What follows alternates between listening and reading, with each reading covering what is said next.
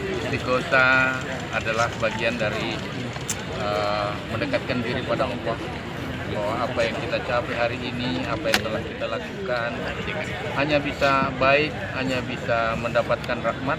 kalau ridha Allah bersama-sama kita. Dan itulah yang harus tetap hadir dalam setiap kehidupan yang ada. Dan hari ini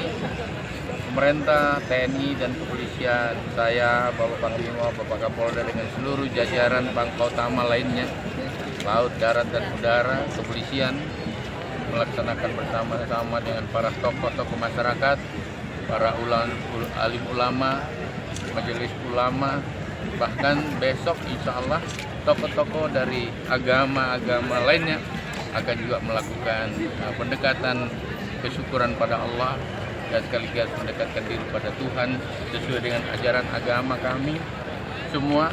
agar besok Sulawesi Selatan harus bisa lebih damai, lebih tentram, lebih aman, lebih sejahtera dari apa yang telah kita capai hari ini.